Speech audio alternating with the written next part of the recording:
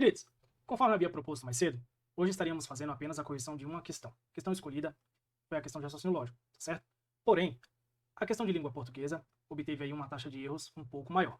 Notei que algumas pessoas tiveram maiores dificuldades nessa questão.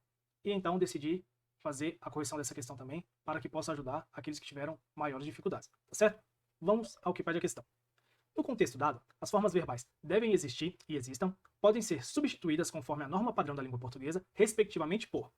Queridos, de antemão, adianto uma coisa para vocês. O verbo haver, quando empregado no sentido de existir, que é a substituição feita pela questão, ele é um verbo impessoal. O que significa dizer? O verbo impessoal, ele não tem sujeito, ele não tem alguém para concordar, que seria o sujeito. Portanto, queridos, quando o verbo haver é empregado no sentido de existir, ele fica no singular.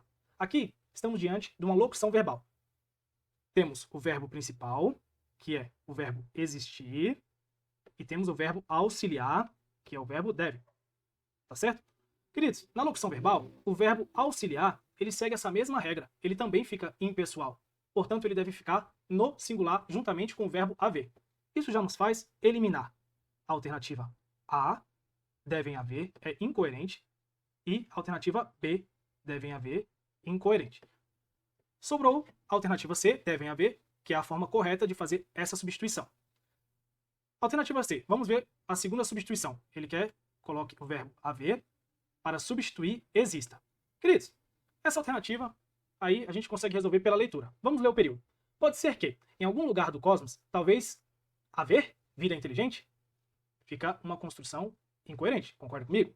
Então, vamos descartar também a alternativa C. Não respeitou o tempo verbal adequado. Sobrou, por eliminação, a alternativa D, que é o nosso gabarito. Substituição de devem existir pelo verbo haver com o verbo auxiliar deve. Corretíssimo, tá certo? Deve haver. E o verbo exista por haja, certo? Talvez exista e talvez haja. Correto também o emprego do verbo haver. Queridos, espero ter esclarecido aqueles que ficaram com dúvida, tá certo? E nos vemos até a próxima questão. Obrigado pela participação de todos. Até lá!